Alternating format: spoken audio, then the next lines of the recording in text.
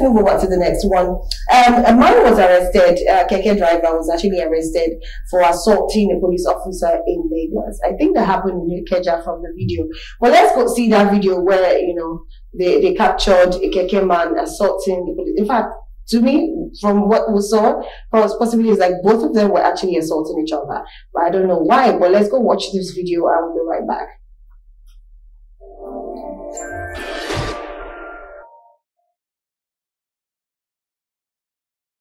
Police versus Kick.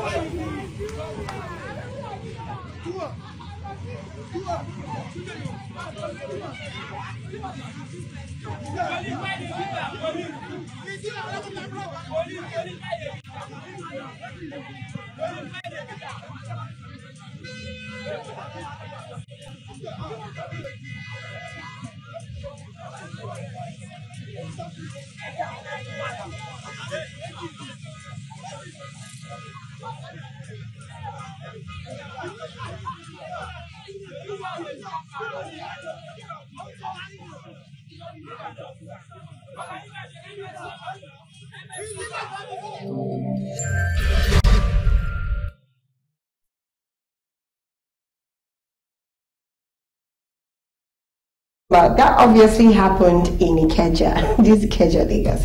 Anyways, let me just read the story. Although the man has been reprimanded and has been sent to Keke prison, but let me just read the story behind that. The chairman of Ikeja Tricycle Riders Association, Oladimeji Ahmed, who is 48 years, is currently, not currently actually, is already in Keke following a violent altercation with a police officer. The spokesperson for the Lagos State Police Command, Benjamin Hundeyin, disclosed this in a post on retweeting a video. He stated that Oladimeji, who is 48, is the Ikeja chairman of Tricycle Riders Association, and of course has been arrested for serious assault on the police officer. And of course, and they said the inspector of police who was trying to impound his tricycle and arrest the rider for obstructing traffic in Ikeja at about that should be around, I think, 5 thereabout on and of course he added that that's, oh, by the way, because the investigation is done and of course is already in prison. But a lot of people, when I checking some reactions underneath this video, a lot of people were saying, okay, fine, he was wrong because he was trying to impound his tricycle and all of that, but at the same time, both of them were both assaulting each other. In fact, more like the uniform he was wearing should have been a reason why he should not even give to whatever idea the guy was trying to do by maybe fighting him or something. I don't know. But what's your reaction to this video, Femi? I will look at it from three perspectives. Oh, three. Sadly, after the advent of HENSAS, many Nigerian youths have been more emboldened to attack the police officers due to how the incident played out. And then, even NGOs and human rights activists in accounting for lives that were lost didn't even include police officers. They were more about the protesters, as though the lives of police officers that were lost isn't worth it. That's the first angle I want to look at it for. The second angle is the fact that Nigerians at the moment are triggered and upset and frustrated that if you are in uniform, it's not an excuse for them to overlook anything you do. Naturally, Nigerians the cost of feeding alone. I like to put it this way, that the cost of living is actually outliving the living. So we will end up not being able to live anymore because of the cost of living. I know how much people spend. There are people, in fact, you don't really have to talk about 3 square meters, not even a square, because even once you have one, you should be thankful. Many months ago, with 500 naira, an average man can take something. But if you don't have 1,000 or 1,005, You will also, you don't even know the aggression, the frustration the person is going through, and you, because you are in the sun for quite long, you don't want to add to that. People will definitely react. So I'm calling out anyone in uniform right now that there must be a lot of emotional intelligence from their side. Yeah. That's the second angle I'm looking at this from. You just don't. There must be that empathy.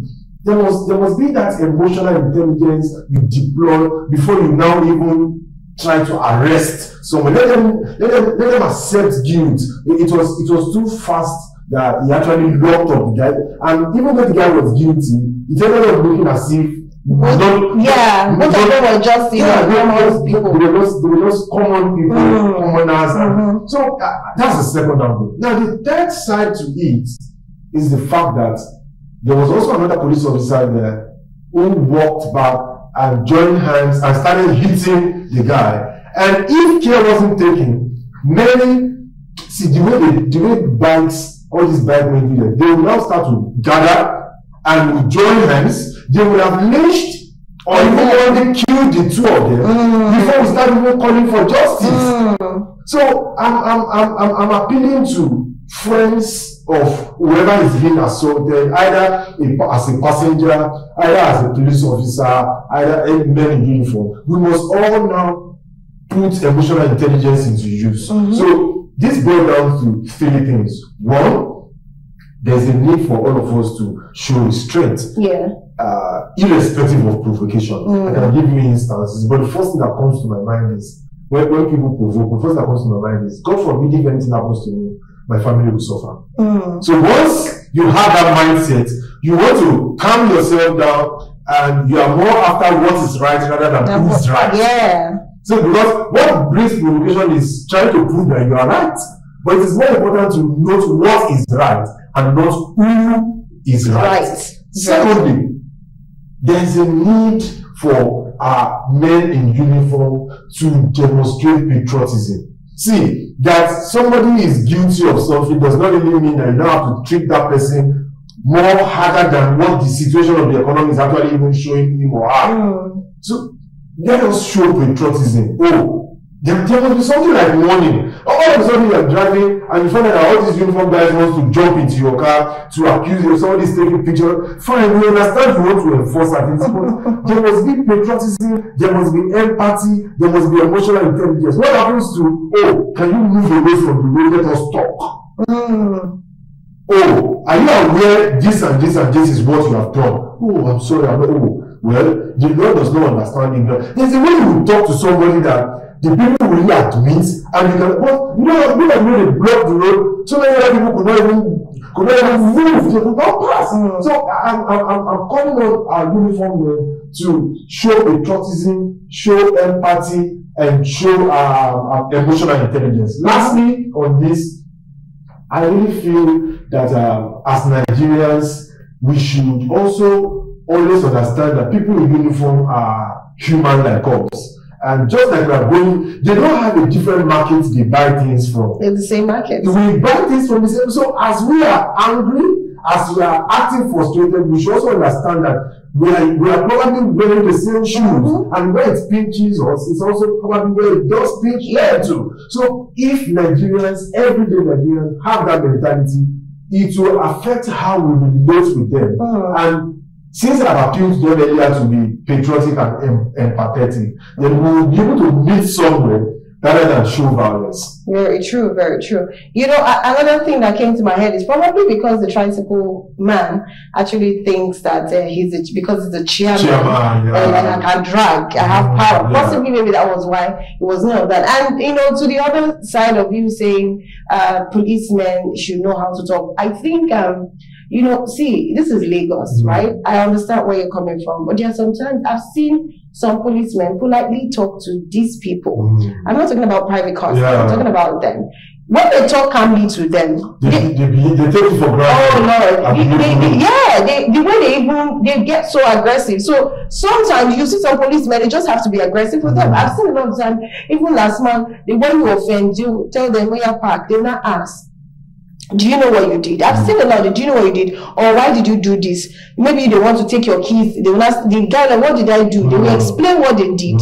And you know, usually instead of some of them to apologize, you know, sometimes they could be on a good side, and you know, just let you go. You understand? But you know, the way they will drag, because you already know they are taking their tricycle away, so they will drag and all of that, and that provokes them, because like you are telling them they don't know how to do their job, or they are not doing their job. So I think sometimes we have to. I agree with you, because I agree with you, and I think it's the average psyche or mentality of transporters in Lagos. I'll give you a good instance, a very recent example.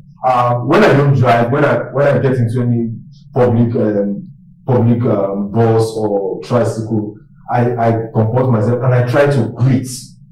But on 2 occasions, yesterday precisely, when I tried greeting the conductor and the driver, the next thing the conductor said to me was, he hopes I wasn't greeting because I don't have teeth here. So it shows that they're just used to a mentality. There's this kind of communication that they love, they respect. And someone else came in, and the way the guy spoke to him was so rude, and he actually hailed the other guy, and I felt it. When I now brought out money from my wallet and paid him, that was when he now apologized. So it's not even you just looking corporate. You even have I should be angry. There are a lot of corporate beggars. Of course. And that was why he felt. So you understand how the way they think. I understand why the policemen are also acting like that. We all just need the branding. Yeah, very true. Orientation. Very true. And with time, if several people keep doing what I'm doing, you honestly, let me now shock you. He was supposed to charge me 400 naira, and then I gave him 500 naira. Funny enough, the guy gave me 200 naira instead of giving me 200 naira. I asked him why. He just said that I made him really feel special like a man. He felt like a man. And those words touched me. So, let me keep enlightening people to do it. With time, if many people keep doing this, these guys will change. And that's true. You know, it's like a stereotype something. It's just something they are used to. So I think if, you know, like people always say, the change will always start from us. It's not going to start from another person. Because if you try to do the change, I think a lot of people will see you and, you know, they try, you know, okay, let me just add this. There was a time, okay, I bought something, I think roasted corn. And you know, when I bought the corn, the woman was like, "It's very sweet. I should taste it." I said, "I should eat on the road." You know now. So when I got into the bus, the tricycle, I was eating, just minding my business, and I took that chaff. I took it home. So when I got home, you know, I was talking to my compound people, and they noticed I went to the drum where they throw the dirty beans and all of that. So I threw it. They were like, "Wait, so you brought all the thing from Lagos down to this place just to throw?" I said, "No, I can't throw it on because you see people, you see women walking, sweeping, doing all those things. So why would I now be the one to know?" So I think some of those things, and when I did that, they were like, "Oh, I like that. They are going to try it." So you're passing a good thing to them, and people keep doing that. Also, lastly, before we go to the next video, this is just for every officer. You're working as a police officer, last man, whoever you are. Please, sometimes when you want to talk to a motorist or a cyclist, however it is, don't stop them in the middle of the road. Tell them to park because they cause a lot of traffic. Let's be honest. You see some of them, I'm sorry, but some of them are not even talking to them like maybe there is an offense. They are actually trying to extort from them. You understand? Even if you have to do that, please put on some cloth of shame and, you know, go to a side, call them aside and do that, not on the road and cause traffic.